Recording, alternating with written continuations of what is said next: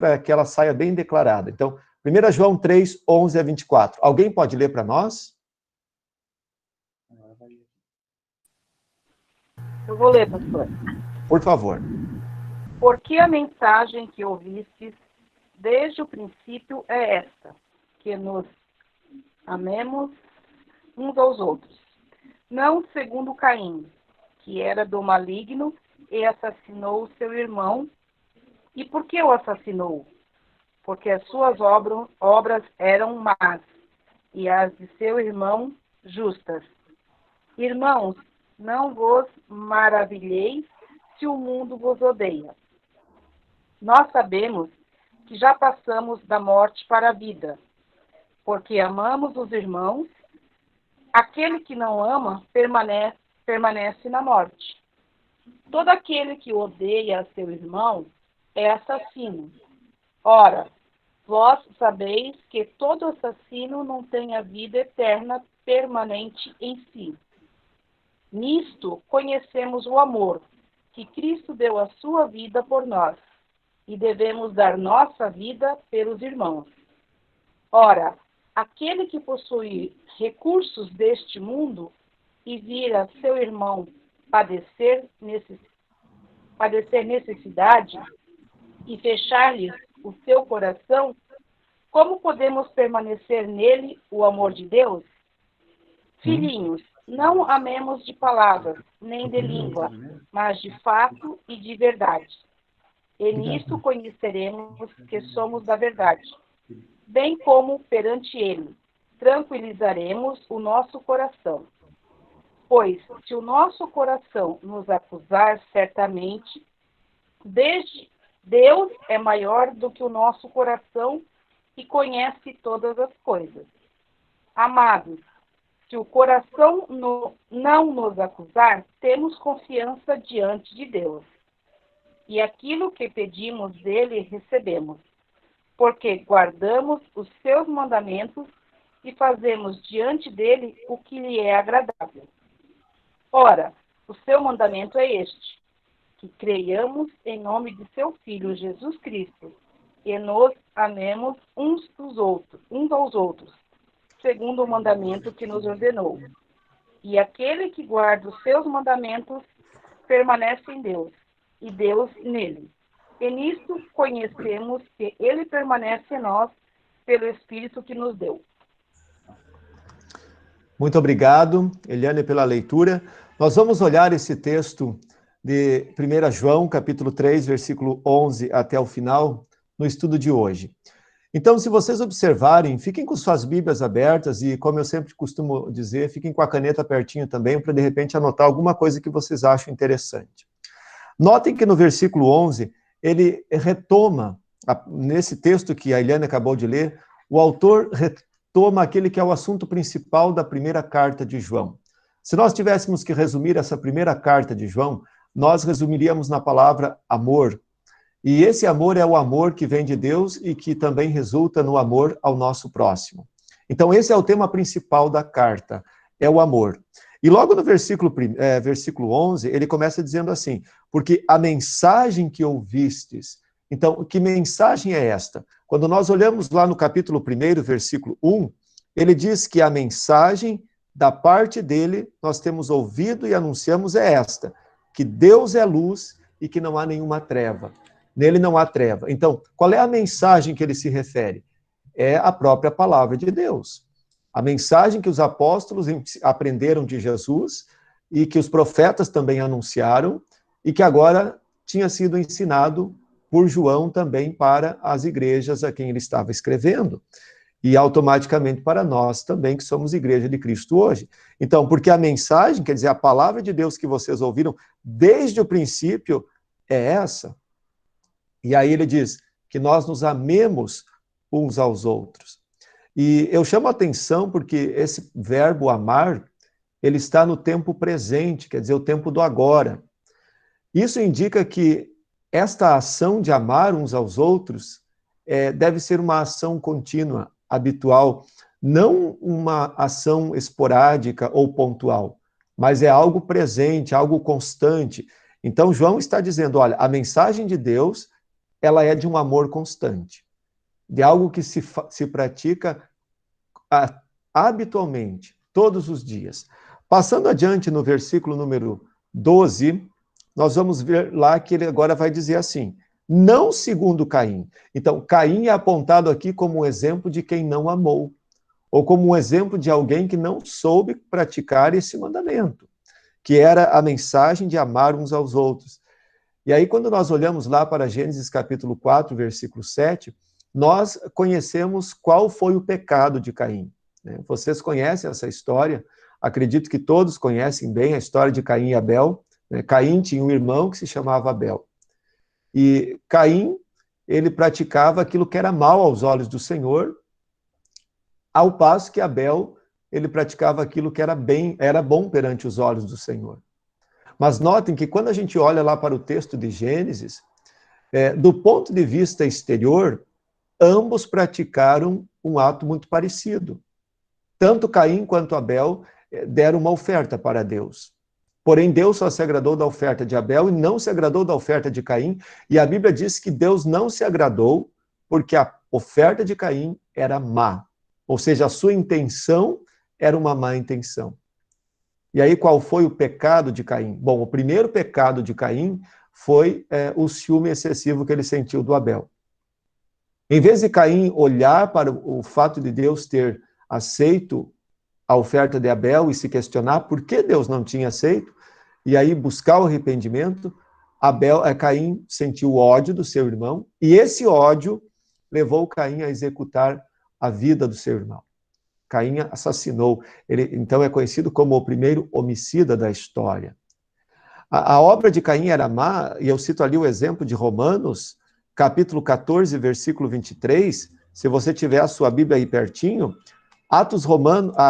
Romanos 14, 23, está escrito assim, mas aquele que tem dúvidas é condenado se comer, porque o que faz não provém da fé, e tudo que não provém da fé é pecado.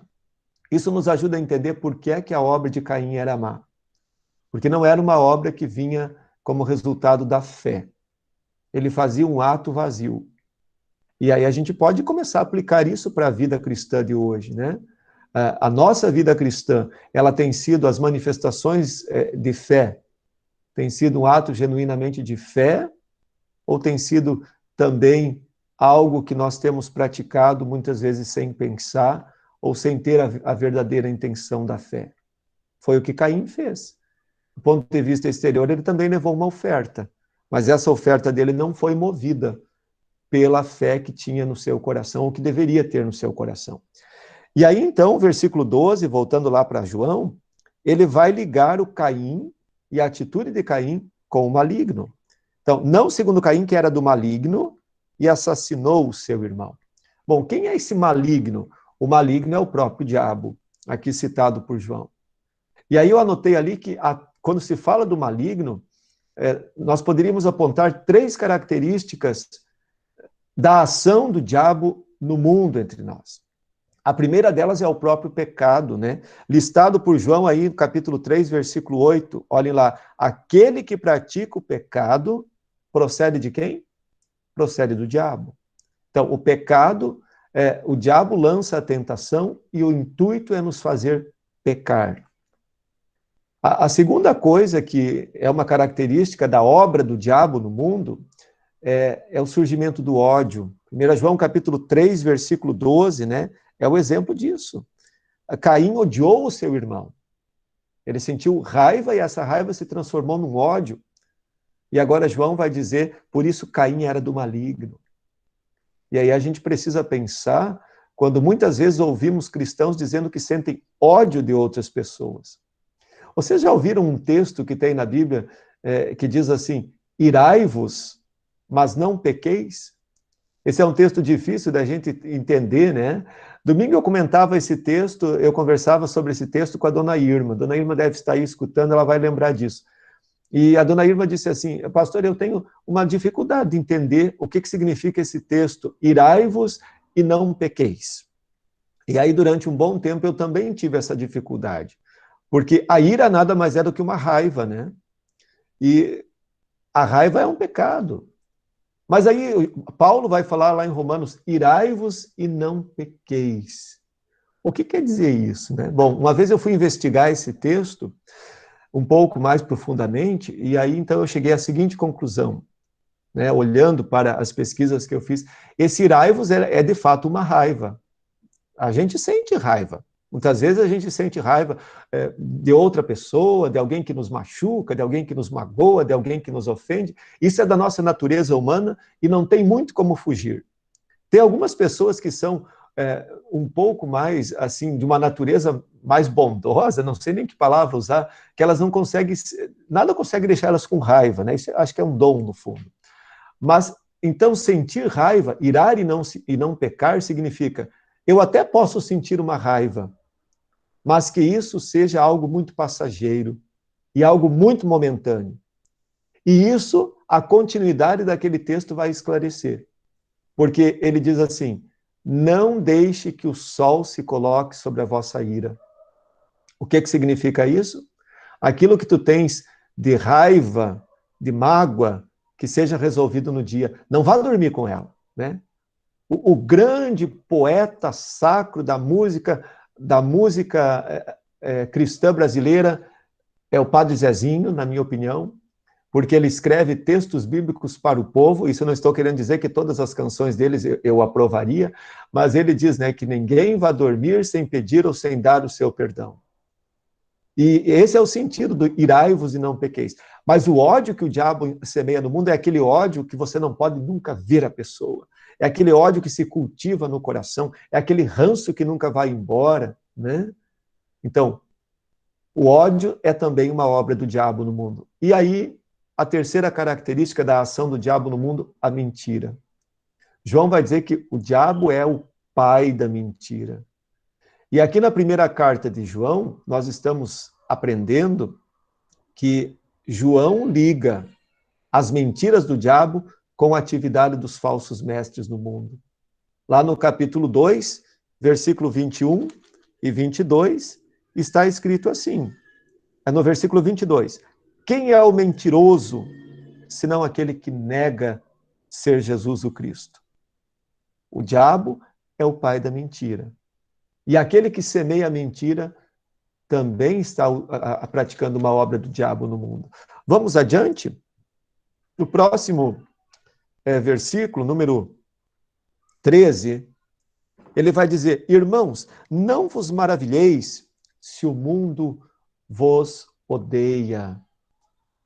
Isso não é uma novidade do nosso tempo, que as pessoas do mundo sintam raiva e sintam muitas vezes um certo asco, um certo nojo dos cristãos. Quando eu até coloquei esse texto de João aqui de propósito, agora não é a epístola de João, mas é o evangelho de João, João capítulo 15, versículo 18 a 19, se vocês têm lá, João capítulo 15, 18 a 19, está escrito assim, se o mundo vos odeia, sabei que primeiro do que a vós outros me odiou a mim. Se vós fosseis do mundo, o mundo amaria o que era seu.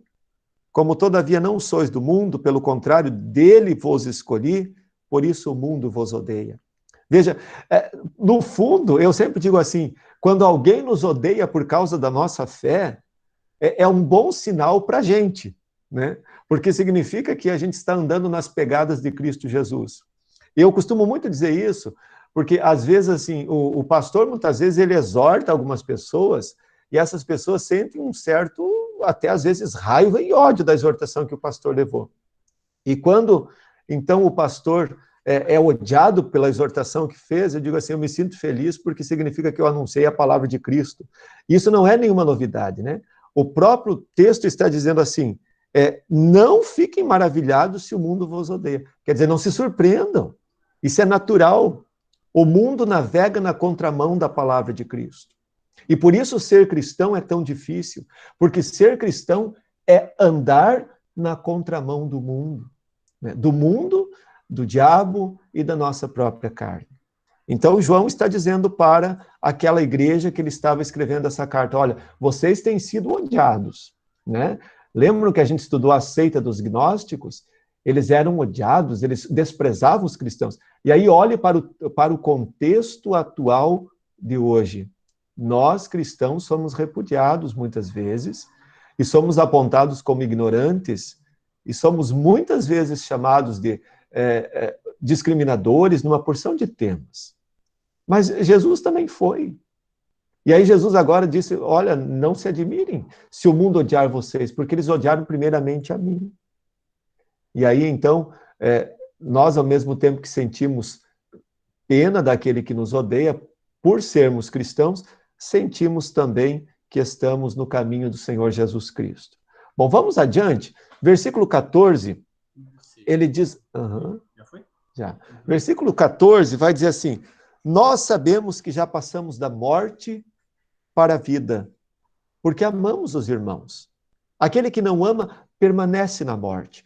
Interessante pensar nesse jogo de palavras, a morte e a vida. Veja, ele está dizendo assim, vocês já passaram da morte. E passaram da morte para o contrário da morte, que é a vida. Mas o que vem a ser essa morte da qual ele está falando? Ninguém de nós morreu, ninguém de nós deitou no caixão, ninguém de nós foi para o cemitério, porque ninguém de nós aqui é um fantasma. Então vejam, ele está dizendo, mas vocês já passaram da morte para a vida. E aí quando nós olhamos lá, João capítulo 5, versículo 24, em verdade vos digo, quem ouve a minha palavra e crê naquele que me enviou, tem a vida eterna. E não entra em juízo, mas passou da morte para a vida.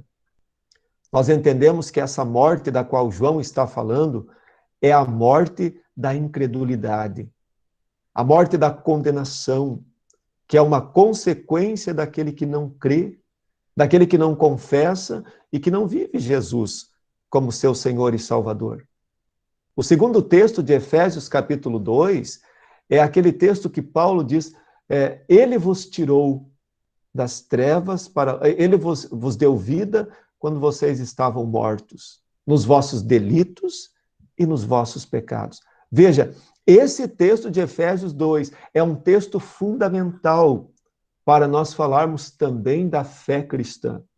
Quem é que é um vivo espiritualmente? Agora pense comigo. Quem é que pode ser considerado vivo espiritualmente? É aquele que crê em Cristo como seu Senhor e como seu Salvador.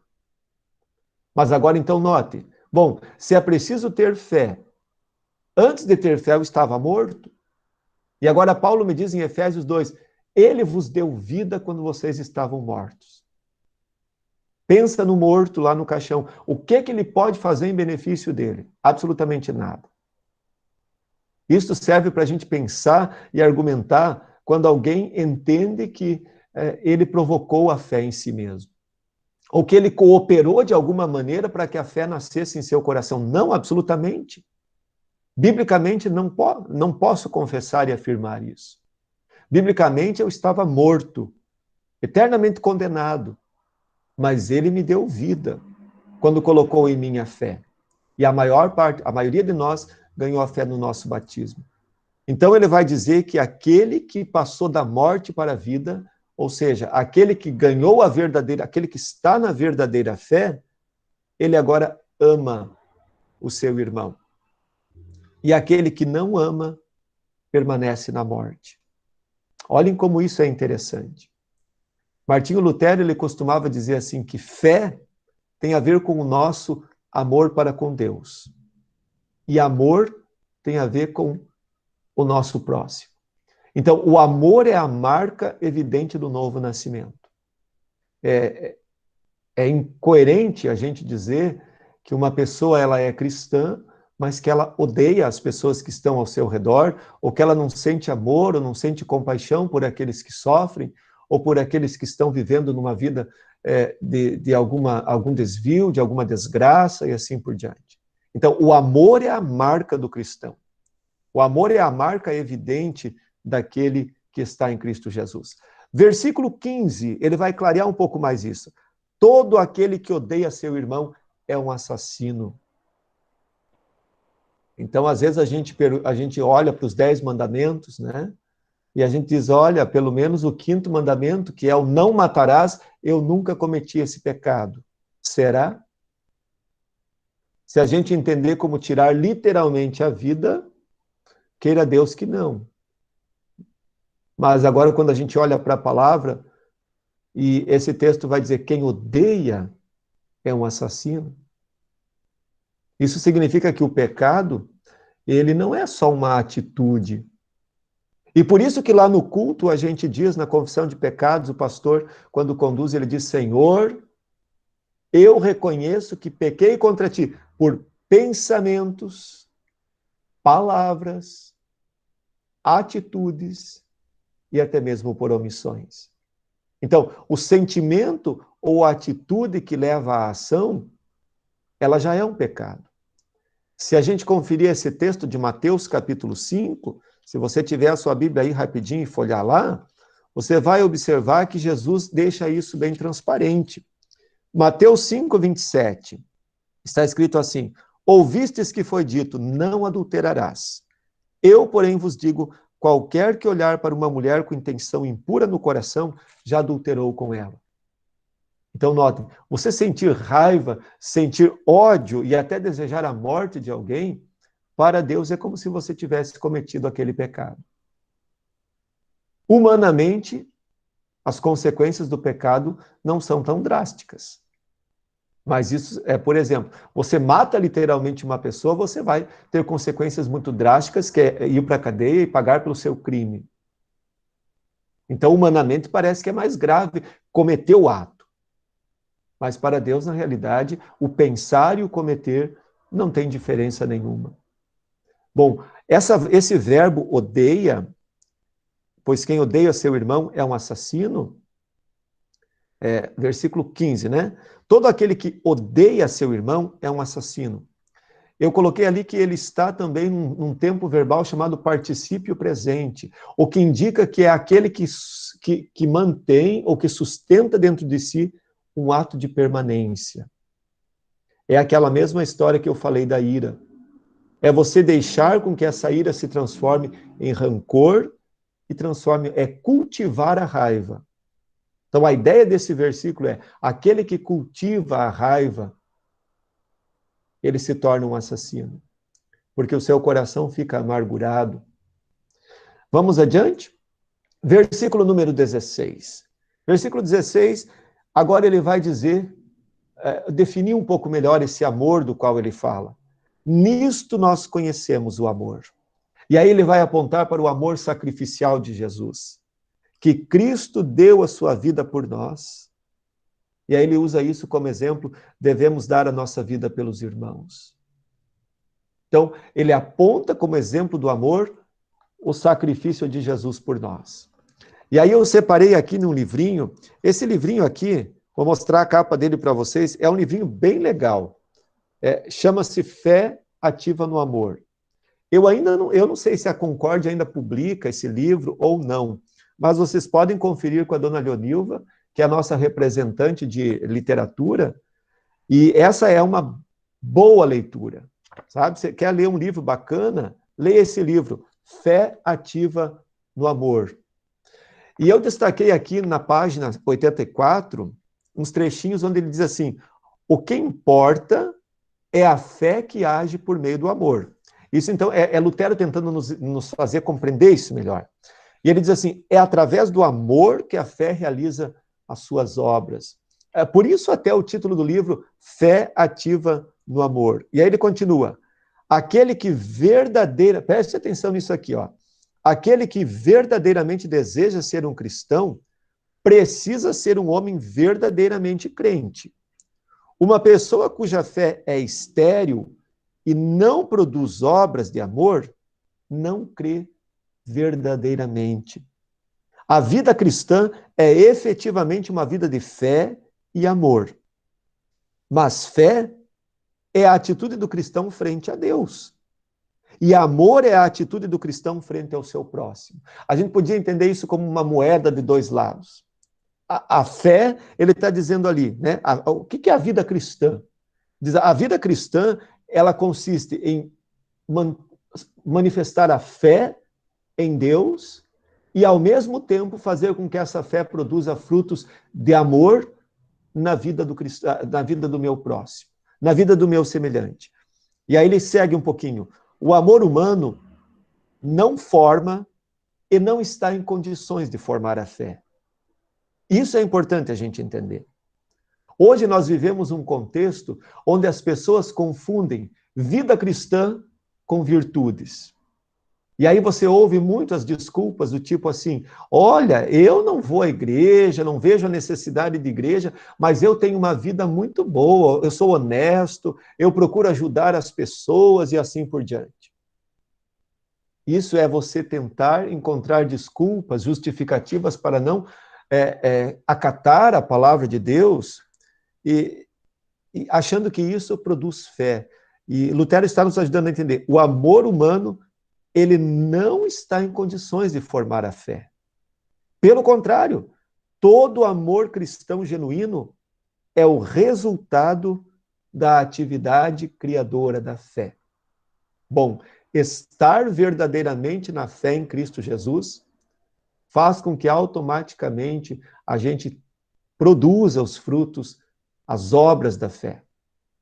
Isso é tão natural quanto você esperar que o pé de laranjas produza laranja e não produza abóbora.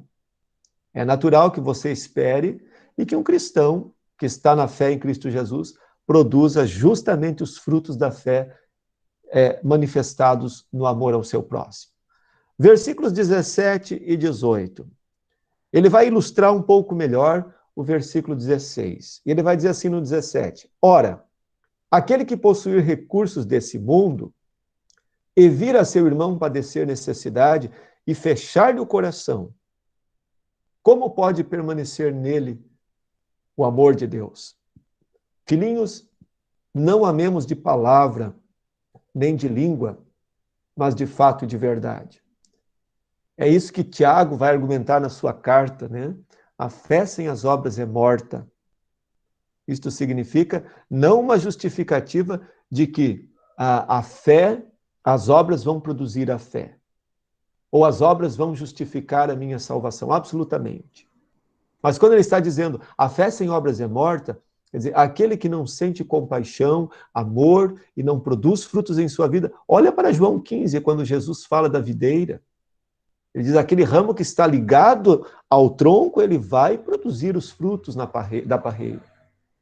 Ao passo que aquele que não produz, pode ser cortado e jogado fora. Bom, mas eu queria chamar a atenção nesse versículo 16 para a expressão fechar-lhe o coração. Notem ali que ele diz assim, deixa eu ver onde é que está isso aqui, 17, né? Ora, aquele que possui recursos desse mundo e vir o seu irmão padecer necessidade e fechar-lhe o coração. O que significa esse fechar-lhe o coração? E eu dei uma olhada em alguns comentários e também na explicação desse termo, e eu descobri que o real significado desse fechar o coração é erguer uma barreira contra os sentimentos humanos naturais. Ou seja, é se acostumar com a desgraça no mundo, é tratar o sofrimento como se fosse normal. E você já observou que, eu acredito que em todos os tempos, mas a gente pode falar melhor do tempo que a gente vive, a gente parece que se acostumou com as coisas, com as desgraças humanas. A gente se acostumou a passar perto daquele que está numa condição subhumana e aquilo nem toca mais, nem chama mais muito a atenção. A gente passa, é como se fosse assim, passar perto de um pé de árvore. E às vezes tem ali um ser humano jogado, às vezes tem ali um ser humano né, jogado na calçada, numa vida extremamente subhumana, e parece que não toca mais o coração.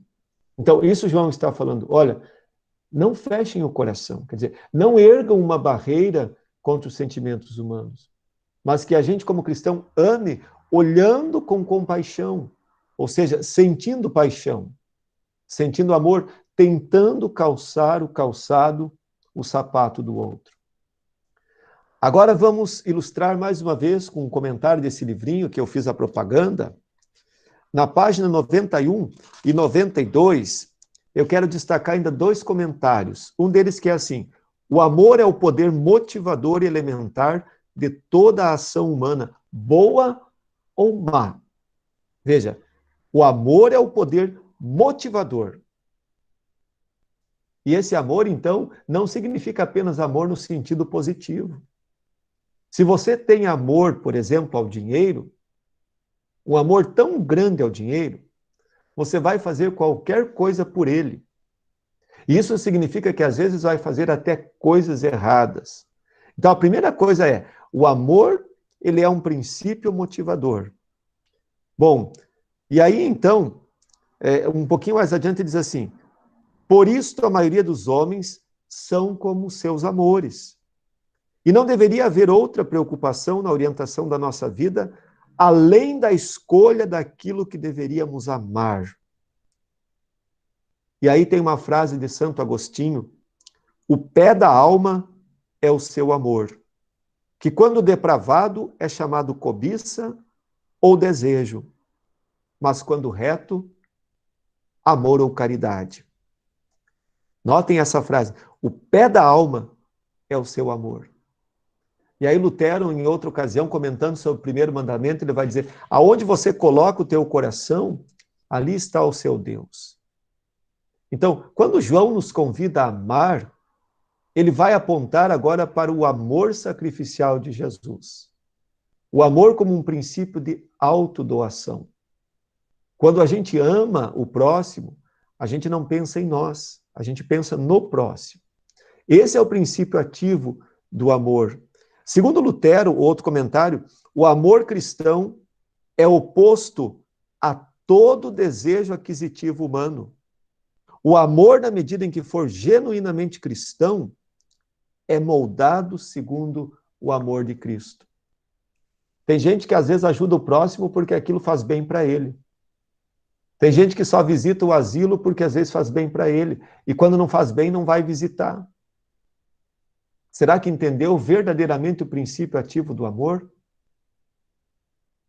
Veja, amar não significa fazer aquilo apenas que dá prazer a mim, mas é aquilo que vai ao encontro da necessidade do meu próximo, do meu semelhante. Vamos adiante? Versículo 19. E nisto nós conheceremos que somos da verdade, bem como perante ele tranquilizaremos o nosso coração. Veja, somos da verdade. Aí está o texto de João 14,16. Quando Jesus se define, eu sou o caminho, a verdade e a vida. O que significa ser alguém da verdade? Bom, eu anotei aí que é aquele que extrai o poder daquilo que faz na vida da fonte da verdade. Não é qualquer verdade. Não é as verdades relativas e subjetivas que as pessoas às vezes têm. Mas, biblicamente, há uma verdade única e absoluta, que é o próprio Jesus. Então, nós conhecemos que somos da verdade, significa conhecemos que estamos fundamentados em Cristo Jesus. Quando nós confessamos a Jesus como o caminho, a verdade e a vida. Versículo 20, ele vai seguir um pouco e vai dizer assim, pois se o nosso coração nos acusar, certamente Deus é maior do que o nosso coração e conhece todas as coisas. Essa palavra coração, ela está mal traduzida aqui. Essa palavra coração pode ser perfeitamente substituída por consciência. Coração não acusa ninguém. É uma forma que nós, latinos, temos de falar. Mas, na realidade, o que nos acusa é a nossa consciência. Mas eu queria colocar também algumas coisas importantes aqui. E uma delas eu anotei aí no pé desse slide. A consciência, né? Aquilo que nós tomamos por consciência, a nossa consciência não é infalível. Infalível quer dizer, ela não tem a capacidade de ser perfeita. Ela pode errar e ela erra. Então, a consciência não é infalível. Porém, às vezes, ela nos traz culpas terríveis. Tem pessoas que às vezes se atormentam a vida inteira porque elas carregam culpas, mas culpas que não são reais ou culpas que não são verdadeiras. E sabe, se tem alguém que ama e adora fazer com que a gente cultive culpas, é o diabo. Porque isso nos faz sentir cada vez mais detestados por Deus. Ou isso faz com que algumas pessoas, elas tenham até pavor, por exemplo, elas se sentem tão indignas, às vezes, por carregar um peso de culpa tão grande, que elas não conseguem nem mesmo ir ao culto, por exemplo, e muito menos ir a uma santa ceia, porque elas dizem, não, eu não consigo, eu sou alguém totalmente imerecedor. Obviamente que a gente já sabe que, do ponto de vista do merecimento, ninguém de nós poderia ir até a presença de Deus. Ninguém de nós poderíamos participar do banquete celestial da Santa Ceia. Mas nós o fazemos justamente porque em Cristo as nossas culpas são carregadas. Em Cristo as nossas culpas são tiradas. E eu anotei uma frase assim, ó: pregar o arrependimento é ajudar o pecador a tomar consciência dos seus pecados.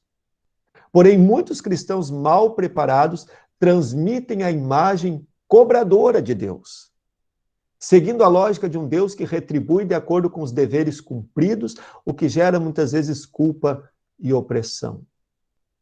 O caminho do Evangelho é outro. Mateus 11, 28, vinde a mim todos os que estáis cansados e sobrecarregados, e eu vos aliviarei. Não há pecado na nossa vida que não seja perdoado por Deus.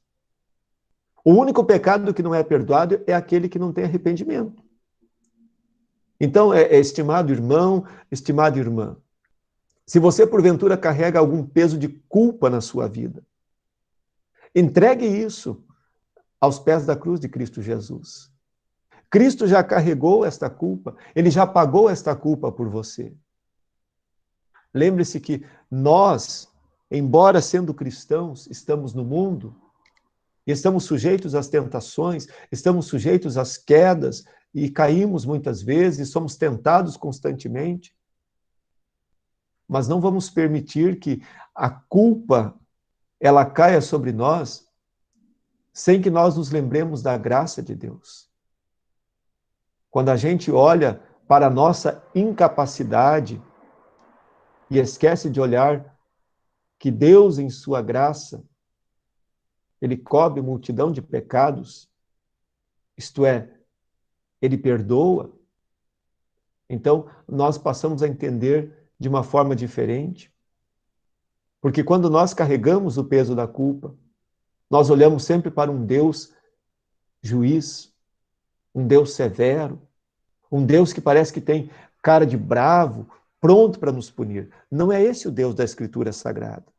E é isso que João está dizendo ali, olha, se a nossa consciência ela nos acusar, então saiba que, versículo 20, que Deus é maior do que a nossa consciência. E Deus conhece todas as coisas. Pecar é humano. Isso não estamos incentivando ninguém a cultivar o pecado em sua vida. Pelo contrário, estamos dizendo que quando nós caímos no pecado, nós precisamos olhar para a graça de Deus. Olha a belíssima e maravilhosa parábola do filho pródigo. Aquele filho estava condenado. Ele chegou ao fundo do poço. Mas para onde ele olhou?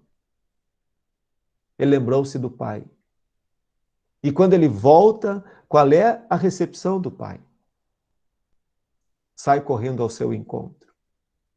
Esta parábola é maravilhosa, porque ela mostra justamente aquilo que Deus faz com cada um de nós.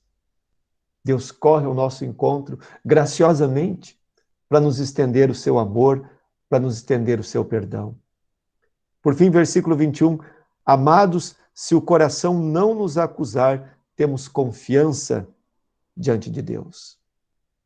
Ou seja, como é que eu me liberto da culpa? Aprendendo a confiar em Deus. Mas a gente não confia em Deus com as nossas forças. Não temos forças para confiar em Deus. Não adianta ficar discursando e pregando para que alguém confie em Deus. É preciso conhecer a palavra de Deus. É o Espírito Santo que vai gerar essa confiança em nós. Essa confiança vem do Evangelho. E esse Evangelho, após nós nos certificarmos do perdão que Deus nos dá em Cristo Jesus, essa confiança produz atitudes em nossa vida. A primeira delas, nós testemunhamos de Cristo. Falamos aos outros desse amor. Falamos daquilo que confiamos, daquilo que cremos. Testemunhar nada mais é do que dizer aquilo que eu creio. Então, quando alguém fala que não sabe testemunhar, é porque não sabe o que crê. No fundo, seria isso. E uma segunda coisa que a certeza do perdão nos traz é gerar em nós uma vida de oração. Uma vida de falar com Deus. E esse falar com Deus significa falar tudo. Tanto das alegrias, como também das dores que nós sentimos. Vou terminar os versículos 22 a 21. Amados, se o coração não nos acusar, temos confiança diante de Deus. E aquilo que pedimos dele recebemos, porque guardamos os seus mandamentos e fazemos diante dele o que lhe é agradável. Ora, o seu mandamento é este, que creiamos em o nome de seu Filho Jesus Cristo e nos amemos uns aos outros, segundo o mandamento que nos ordenou. E aquele que guarda os seus mandamentos permanece em Deus, e Deus nele. E nisto conhecemos que ele permanece em nós pelo Espírito que ele nos deu. Bonito esse final. Versículo 24. Aquele que guarda os seus mandamentos permanece em Deus. Claro, permanecer em Deus é um ato gracioso da ação do Espírito Santo em nossas vidas. Por isso, amados, louvemos a Deus. Louvemos a Deus pelo seu imenso amor por nós. Louvemos a Deus pelo seu Espírito que vive em nós, que nos torna perseverantes na fé e que nos faz também ter compaixão e amar também ao nosso próximo. Que Deus nos abençoe para que nós possamos sempre, cada vez mais, olhar com gratidão, com confiança e com fé para a obra redentora de Cristo Jesus em nosso lugar. Assim nós chegamos ao final desse nosso estudo e eu quero abrir para perguntas ou comentários que alguém eventualmente tenha. A palavra está livre.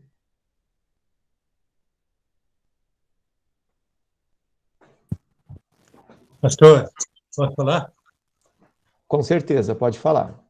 Pastor, mais uma vez a gente teve um estudo que a gente aprendeu muito e eu queria de novo agradecer ao seu empenho por esse trabalho todo que nós estamos fazendo. Um pouco antes do senhor entrar no estudo de hoje, eu estava batendo um papo com o Reginaldo aí, o Reginaldo pode confirmar isso aí. A gente dizia assim, é claro que a gente gostaria, sim, de estar presente, que a gente gostaria de abraçar as pessoas, pessoas que a gente ama muito, porque é um grupo que se une muito, né? Mas isso nesse momento não é possível. Só que, assim, de novo, Deus mandou essa pandemia no momento em que já foi desenvolvida tecnologia para a gente poder acompanhar esses cultos, esses estudos, aliás, os cultos também, as mensagens que a gente recebe todos os dias, e não é exagero nenhum, mas nenhum mesmo, eu dizer aqui agora, que nós estamos tendo muito mais conteúdo em casa, sem sair de casa, do que a gente tinha antes, quando a gente tinha liberdade de ir. Por quê? Olha só, pastor, eu tô agora, nesse momento, aqui no nosso estudo bíblico, no nosso grupo, né? Mas eu participo do estudo bíblico do pastor Franco todos os domingos, né? Eu participo dos estudos bíblicos do pastor Valdir Hoffmann, eu participo dos estudos do pastor Valdecir, coisa que antes eu não tinha isso, né? Eu assisto culto de outros pastores, e às vezes pastores que eu nem conheço, mas que eu sei que é da IELB, né?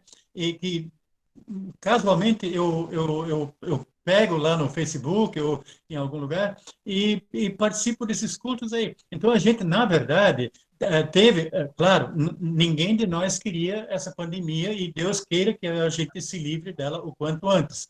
Mas Deus nos compensou de alguma forma esses momentos em que não podemos agora, né, por responsabilidade mesmo, não nos aglomerar, nos compensou com a tecnologia que nós temos de poder ter a mesma bênção, o mesmo grau de aprendizado como a gente tem nos estudos presenciais. E queria te agradecer também por se dedicar tanto ao nosso estudo aí, sempre que a gente, em cada quarta-feira, a gente está tendo um pouquinho mais, a gente está ficando um pouquinho mais inteligente cada quarta-feira, pastor. Obrigado, seu E outra Ratinho. coisa boa também, mas tem mais uma coisa boa ainda, né? Sim. Porque hoje, eu normalmente costumo assistir e acompanhar o estudo bíblico pelo computador, né? Hoje não, hoje eu estou acompanhando pelo celular, porque no computador está um pouquinho acima do celular, está passando o jogo do Flamengo, estou vendo as duas coisas ao mesmo tempo, né? E, claro que o computador está no mudo lá, ele não, eu só vejo a imagem, né? Em outros tempos eu também não podia fazer isso aí, tá? E outra coisa que eu percebi, o celular, porque a tela é muito menor, né, do que a tela do computador, eu vejo pela TV com 42 polegadas e agora num celular de 5 polegadas, por exemplo, a imagem, a qualidade da imagem, eu vejo o pastor muito mais bonito do que na tela grande, né? Ah, E, obrigado. e Então é olha verdade, sempre nesse como dispositivo. todos, né? Todos os que participam, né, estão todos mais bonitos na tela do celular, e eu acho que daqui para frente eu sempre vou usar o celular agora. Show, valeu. Era isso Obrigado, que eu seu queria Ratinho. dizer, tá? Além de Muito obrigado. agradecer por mais esse estudo, pastor. Deus abençoe. Amém. Deus abençoe a todos nós, né? Deus sempre tem provido para que a sua igreja nunca fique desamparada em todo o tempo, né? Nunca houve nenhuma dificuldade que impediu que o evangelho ele avançasse. E não vai ser agora também, porque isso é uma promessa de Deus. Então, Deus seja louvado também por esses recursos que hoje nós temos e que tem nos aproximado, inclusive com pessoas de distância física maior, né? Que bom. Olhemos sempre para o lado bom também das coisas, né? Mais alguém gostaria de fazer algum comentário ou perguntar? Tá todo mundo quietinho, né? Quando é presencial, vocês falam igual o homem da cobra, como diz o ditado. Pastor, Pois não, Joelma? pastor, Sim, estou te ouvindo. só quero, só, se possível, só queria ler aqui, eu tô com essa Bíblia da Reforma, e tem um Aham, comentário aqui no versículo, eu achei bem interessante, se eu pudesse ler, é bem curtinho. claro. É do comentário aqui do versículo 17, 17. Eu não sei se é bem um comentário de Lutero, essa Bíblia da Reforma aqui, não é tudo de Lutero, né? Não, não Mas é eu tudo de achei bem Lutero. legal, vou ler. Há vários degraus de amor. Há vários degraus de amor. O inimigo não deve ser ofendido. O irmão deve ser auxiliado. O membro da casa deve ser alimentado. Vocês conhecem o preceito de Cristo sobre o amor aos inimigos, mas deves mais ao irmão que corresponde a teu amor. Achei bem Interessante isso. interessante, assim, bem exemplificativo, assim, né? É claro que quando Deus fala do amor, o amor ao próximo, ele, assim, né, é pra gente amar igual a todos, inclusive os inimigos. Mas eu acho que isso aqui é uma coisa legal, assim, para a prática, né? Que às vezes a gente tenta buscar, assim, muito longe, né, pastor? Mas como essa questão, né, da prática do amor dos irmãos mais próximos, inclusive os de casa, né? Perfeitamente. O amor, quando se fala aí nesse comentário, inclusive, que você leu, ele mostra que a gente não consegue praticar a mesma intensidade de amor para com todas as pessoas. É natural que algumas pessoas nos sejam mais preciosas do que outras, mas quando a Bíblia fala de amar a todas as pessoas, ela está dizendo para que nós, sempre que possível, façamos o bem àquelas pessoas, mas façamos o bem movidos pelo bem maior que Cristo fez por nós. Esse é o sentido. Obrigado, Joelma, por esse comentário. Bem, se mais ninguém tem nenhum comentário a fazer, nós vamos agora fazer a oração final e queremos orar também pela Cris, que está de aniversário no dia de hoje, pela dona Leonilva, que fez aniversário na sexta-feira, ou no sábado, esqueci o dia agora, Leonilva. Sexta ou sábado? 29, né? Mais alguém fez aniversário por esses dias? Monique, pastor Emerson, dia 28. Oi, Marlene. Tá frio aí no Recife? Tá sim. Tá também, imagino. O frio do Recife deve ser uma coisa assim de 18 graus, né? Coisa que para nós é calor aqui. Isso. Para nós é frio. Que legal, você tá sozinha. E o Paulo tá aí também. Paulo está assistindo o repórter. Ah, dá um abraço em Paulo. Dou sim. Um abraço para toda a sua família, Marlene. Vamos orar e incluir a Monique também. A Monique foi que dia? Dia 28. 28. Legal. Então, gente, se mais ninguém tem um motivo de oração, podemos orar? Então é isso. Bondoso e gracioso Deus, nosso misericordioso Pai. Graças nós te damos por todo o teu amor, por cada um dos nossos filhos. A Cris é hoje. Sim. Graças te damos, Senhor, pela vida de todos nós, por mais esse momento e oportunidade de estudo bíblico. E agora, nesse momento, queremos te louvar e te agradecer especialmente pelo aniversário de mais um ano de vida que concedeste a dona Leonilva, a Cris no dia de hoje e também a Monique no dia 28. Obrigado pelos nossos irmãos, pela vida desses irmãos e por estarem sempre constantemente habitando com o teu Espírito Santo no coração de cada um deles. Derrama, Senhor, sobre nós nesta noite a tua presença. Cuida de nós, envia os teus anjos para que nos guardem e nos protejam de todos os perigos. Pai gracioso, mantém cada um de nós amados e protegidos nos teus braços. Guarda-nos em Cristo Jesus para o dia da vida eterna.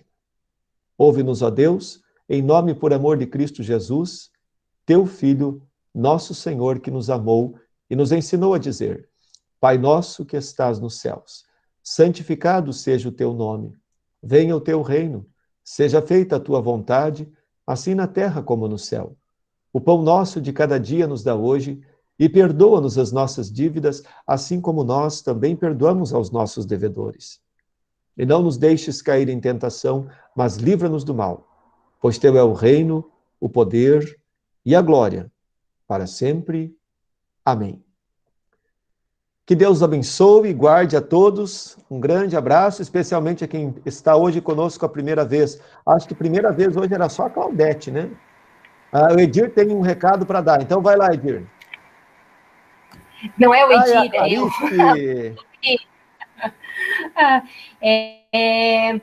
Só para convidar todos, né, para a live de adoração, sábado agora, né? Então, todos convidados a estarem louvando e adorando a Deus junto conosco, sábado, às 19h30, no canal do YouTube e do Facebook do Grupo Alicerce. Tá bom? Então, vamos nos unir em adoração ao nosso... Obrigado, Clarice. Obrigado. Beijo, Manu. Obrigado ao Grupo Alicerce, que sempre tem promovido para nós também esses momentos de louvor e de adoração. E fica aí o convite para que você também compartilhe e convide amigos e familiares para que também possam... O link também vai lá no grupo das devoções. Se alguém, porventura, não faz parte do grupo de devoções e gostaria de fazer, mande um recadinho com o número do seu WhatsApp que a gente adiciona lá.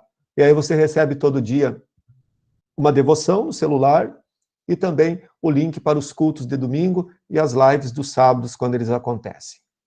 A Iraci é a primeira vez, ela disse que foi convidada por ti. Seja bem-vinda também, Iraci e Claudete. Claudete, você quer dizer uma boa noite, uma palavra aí?